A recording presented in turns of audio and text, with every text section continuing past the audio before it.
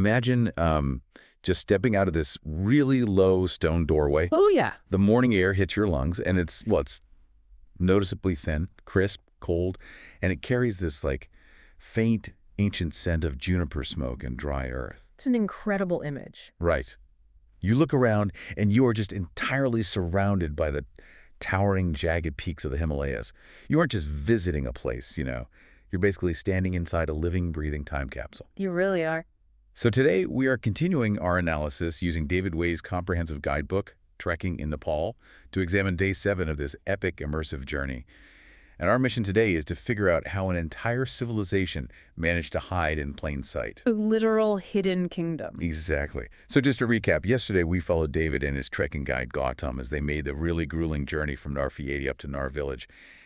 Today they're staying put. They need to acclimatize to the extreme altitude of the Narpu Valley. Yeah, and it's a profound sensory shift from those lower trails.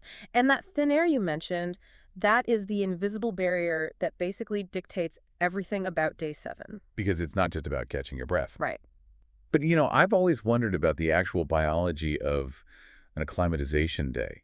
Because you aren't just sleeping for 24 hours to catch up on rest, right? Like, why is it always an active day of local exploration? It comes down to how your kidneys operate as this built-in alarm system. Well, your kidneys. I thought it was all about the lungs. It's surprising, right? Your kidneys have these specialized cells that act as oxygen sensors. When they detect a sustained drop in blood oxygen levels, they start secreting a hormone called EPO. Oh, like the performance-enhancing stuff. Exactly, but naturally occurring. That hormone travels to your bone marrow and basically commands it to ramp up the production of red blood cells. More red blood cells mean a greater capacity to carry whatever scarce oxygen is actually available. That is wild. But that biological factory takes time to spool up. So by staying active, walking around the village, doing minor climbs, you keep your circulation moving. You safely stress the system just enough to keep that EPO production active without crossing the threshold into altitude sickness. That makes so much sense. So David isn't just resting. His bone marrow is basically working overtime while he explores. And what a place to explore. I mean, when you look at a standard trekking map you might pick up back in Tamil and Kathmandu or maybe down in Pokhara, the village of Nar is just a tiny dot. Right, just a waypoint on paper. Exactly. But stepping off that map reveals a reality that modern tourism has largely glossed over. It really is a startlingly rare environment.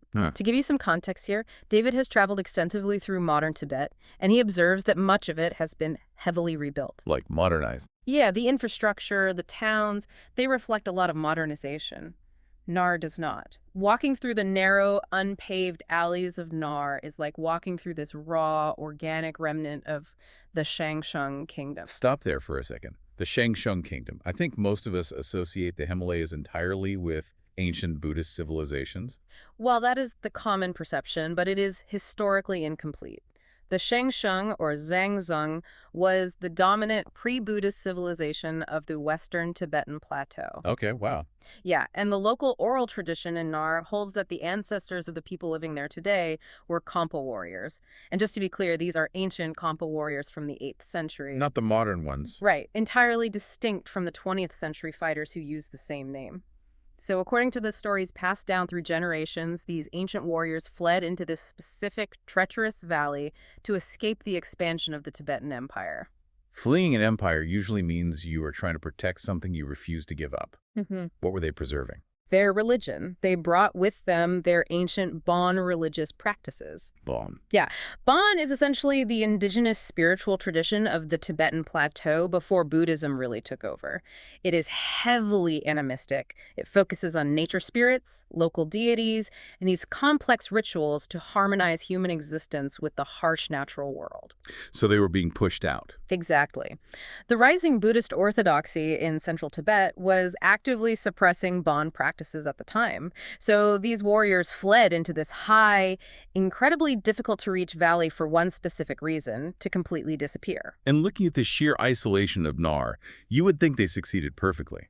But this brings up a massive historical conflict that really fascinated me in David's account. The timeline issue. Yes. The local oral history insists they arrived in the 8th century.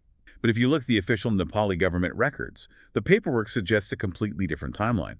The state records place the migration of these people into the valley much later, like around the 17th or 18th century. It is a severe discrepancy. You have the lived spoken memory of the people clashing directly with the administrative paperwork of the state. Right, and I have to challenge those official records. I mean, a gap between the 8th century and the 17th century is a canyon. It's an almost 900-year difference. It's massive. How do we know which timeline is actually correct if these early settlers didn't leave a written founding document?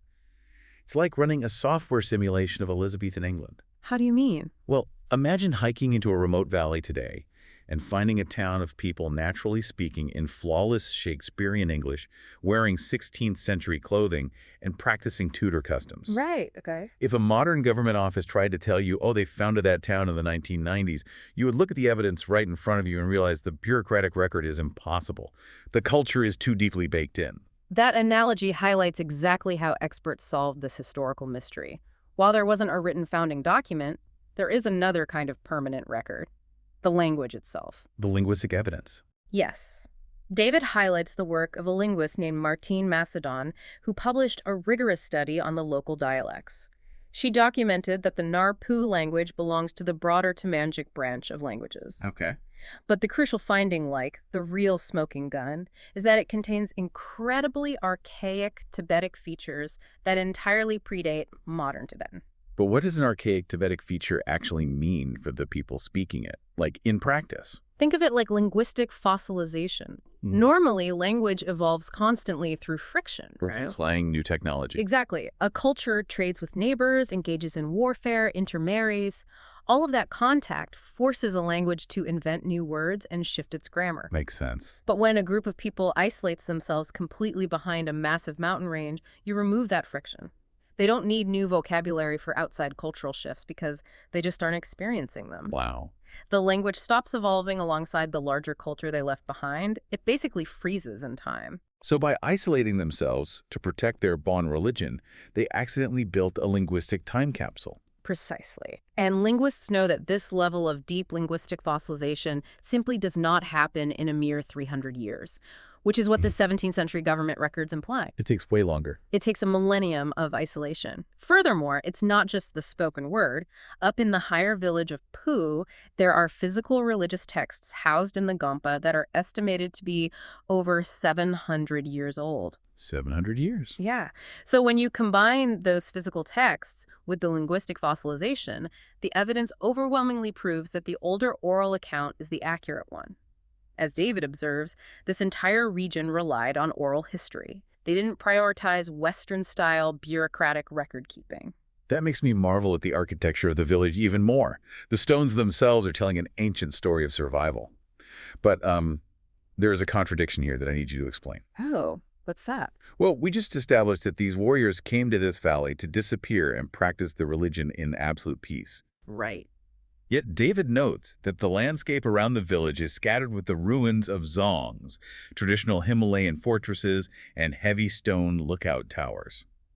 If they wanted to be a peaceful, hidden enclave, why did they build massive military fortifications? Because hiding in the ancient world didn't mean you could afford to be defenseless. Nar wasn't just a quiet place to grow barley and graze animals. What else was it? That valley happens to be a highly strategic choke point, protecting one of the most lucrative ancient trade routes in the Himalayas. Are we talking about the salt trade routes David and Gautam were walking earlier in the trek, like maybe around Chimay? Exactly those routes. The salt trade was a complex, high-altitude economic engine. You really have to understand the mechanics of it. Lay it out for us. So the Tibetan Plateau had vast, naturally occurring salt lakes, but it was too high and arid to grow much food. Conversely, the lower valleys of Nepal grew plentiful grain but had absolutely no natural salt. And salt is obviously vital for human and animal survival. Exactly. So a highly organized barter system developed. Traders would use massive caravans of pack animals to carry grain up the mountains, trade it for salt, and carry the salt back down. Salt was literally hard currency. It was. The people who built those towers in Nar knew they were guarding the economic lifeblood of the entire region. And speaking of those pack animals, the way this valley's geography and economy are encoded right into its language is just brilliant. The names of the villages, right? Yes. The very name of the village, Nar, isn't just a random collection of sounds. It actually comes from the word Nor, which is the local dialect term for the Himalayan blue sheep. Which were likely crucial to their survival, both as a food source and, potentially as pack animals for those really rugged upland trails. Exactly. Even the famous explorer Bill Tillman recorded the settlement's name as Norgo, literally, Blue Sheep Village, when he passed through in 1950. That's fascinating. And the language matched the elevation, too. The lower village, where David is doing his acclimatization walk today, is known locally as Narma.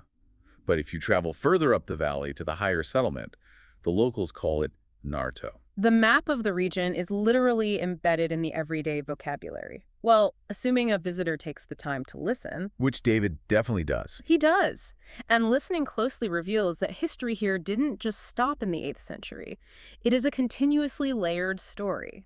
David observes a much more modern political reality that sits quietly beneath the surface of daily life in Nar. A reality most trekkers probably just walk right past. Absolutely. And it's a complex administrative situation. David reports that there are families currently living in the valley whose origins trace back to a much more recent wave of displacement. Right. They are descendants of Tibetan refugees who fled across the mountains during the Chinese pressure of the mid-20th century. Yes. And generations after those families fled and settled in the Narpu Valley, questions regarding their official citizenship and residential papers remain unresolved by the government. Just living in a state of bureaucratic limbo. Yeah, but as a trekker just passing through, perhaps sitting down to a local meal and trying a traditional bowl of cha-cha, you would never see this bureaucratic struggle. No, you just see a community functioning together. You see a testament to human resilience. You see a population that has absorbed multiple distinct waves of historical displacement, separated by centuries, mind you, and managed to blend together. They took a harsh, high-altitude desert and engineered it into a functioning, self-sufficient home. And the engineering required to survive there naturally leads us to the physical landscape itself, because those ancient farmers had to carve agricultural terraces directly into the mountainsides to survive. And depending on when you visit, those terraces present two completely different visual ecosystems. It is a dramatic seasonal shift. Right now, on day 7, David and Gautam are trekking in the deer season. So what does that look like? The environment is stark. The terraces are a pale brown tundra. The entire valley is a palette of ochre, dust, and raw, wind-scoured stone. David actually compares the arid, desert-like aesthetic to the famous rain shadow landscapes of Upper Mustang. But if you come back during or just after the monsoon season, this exact same valley transforms. Those dry, brown terraces turn a startling, vibrant, lush green. The fields practically burst with vegetables. It looks like a completely different world. It does. And this creates a really fun friction between David and his guide, Gautam. Oh, they have completely opposite preferences. Gautam, who has walked this specific route across all seasons, strongly favors the monsoon version of the valley. He appreciates the life, the intense color, and the agricultural abundance it brings. Well, David writes that he heavily prefers the raw, bone-dry, high desert character of the landscape they're walking through today. It's fascinating because neither is wrong. It boils down to a psychological preference. Like, do you find beauty in a thriving oasis, or do you find majesty in a rugged, unforgiving wasteland? Beyond aesthetics, there are severe logistical mechanisms at play, too. The Narpu Valley does not sit in a perfect rain shadow like Upper Mustang does. Oh, so it still gets weather. Very much so. It is much more exposed to the elements. If you trek when Gautam prefers, during the monsoon, you aren't just looking at green grass. You are dealing with relentless rain, aggressive leeches, and the very real danger of mudslides washing out the narrow canyon trails lower down. Yikes. No thanks. Exactly. But conversely, if you go too late in the winter, heavy snow completely blocks the high passes, basically trapping you. The dry season David chose is the pragmatic window for safe accessibility. Accessibility is going to be tested very soon, which brings us back to David's physical objective for today. He needs to stress his body to keep that EPO hormone pumping. Right, the acclimatization walk. Yeah, but Nar is nestled down in a valley, so it doesn't offer the sweeping high plateau walks that Pooh does. David essentially has two choices to get his heart rate up. Right. Option 1 is to simply start walking the beginning of tomorrow's route toward the Kangla Pass, gain some elevation, and then turn around and walk back down to the village to sleep. And option 2. Option 2 is to tackle the violently steep hill that rises directly above the village of Nar itself. And of course, David chooses to climb the steep hill. His reasoning actually taps into a really interesting psychological mechanism. How so? Well, he refuses to walk tomorrow's trail today because it robs him of the dopamine hit of discovery. It's exactly like running a software simulation of a marathon before actually running the race. Oh, I see what you mean. You expend all the physical energy, you suffer the burn in your muscles, but you ruin the actual experience of crossing the terrain for the first time. Yeah. You want tomorrow to feel like an expedition, not a rerun. It is a very purist approach, but highly effective for mental stamina. So he tackles the hill above Nar, and it is a grueling, relentless 1-hour vertical climb that pushes his body to an altitude of 4,250 meters. For those keeping track at home, 4,250 meters is roughly 14,000 feet. The air is radically thin up there. Your lungs are screaming for oxygen that simply isn't there. The physical toll is immense, yeah, but the geographical reward totally justifies the pain. Breaking over atop of that hill, the perspective shifts from the claustrophobic alleys of the village to this amazing panoramic expanse. What can he see from up there? He gains an unobstructed bird's-eye view of the towering snow-capped giants in the distance, specifically Pisang Peak and Kanguru. The mountain peaks are stunning, but it's the view looking straight down that I honestly find mesmerizing. Looking back at the village. Yeah. From 14,000 feet, you can finally see the grand design of human survival in this valley. You can trace the delicate hand-carved lines of the ancient irrigation channels systematically distributing snowmelt to the fields. It's incredible engineering. It really is. You see the tightly packed clusters of flat-roofed stone houses, all huddled together to break the brutal winds. It's a moment of total visual clarity. It serves as the perfect visual summary of their acclimatization day. A quiet, sweeping final look at the isolation, the ancient engineering, and the fortress mentality of a civilization they are, well, preparing to leave behind. It sets a deeply reflective mood. You are standing there, your heart pounding from the climb, looking down at a hidden valley that has shielded refugees, guarded vast fortunes in salt, and preserved a fossilized language for over a millennium. And taking that moment to reflect is vital, because the suspense for day 8 is seriously looming. Tomorrow, the rhythm of the trek violently shifts again. A big transition. Massive. Tomorrow means leaving the restricted, road-free sanctuary of the Narpu Valley entirely. Tomorrow is the crucible. They have to leave this ancient world and actually cross the Kangla Pass. That means pushing their bodies up to a staggering 5,320 meters. Which is well over 17,000 feet. It will be the ultimate physical and logistical test of the journey so far. They will cross the 5,000-meter threshold for the first time, navigate the treacherous pass, and then begin the grueling descent back down into the much busier, much more commercialized main route of the Annapurna Circuit. It's going to feel like stepping through a portal onto a completely different planet after a week of total isolation. And it finally brings us to the central, provocative question that David has been testing since he laced up his boots. Which is... will this Narpu Annapurna Circuit actually work? Right, that is the thesis of his entire endeavor. Does linking this hidden ancient valley to the famous heavily trafficked circuit create a cohesive, viable trekking route for hikers? Or is it merely a conceptual line that only looks good on a cartographer's desk? The Kangla Pass will definitely provide the answer. We will find out what tomorrow's grueling ascent reveals. We will, but you don't have to wait to discover if the route works. This entire epic trek, complete with all its hidden history, practical maps, and day-by-day survival details, is fully documented in David's guidebook, Trekking in Nepal. Which is fantastic. It is. You can find it right now on his website, thelongestwayhome.com. It is an absolute indispensable manual for anyone ready to turn these high-altitude stories into their own physical reality. It absolutely is. Well, thank you for joining us on this exploration of the thin air, the ancient salt economies, and the linguistic time capsules of Nar. Do please like and subscribe so you don't miss our next adventure. See you next time.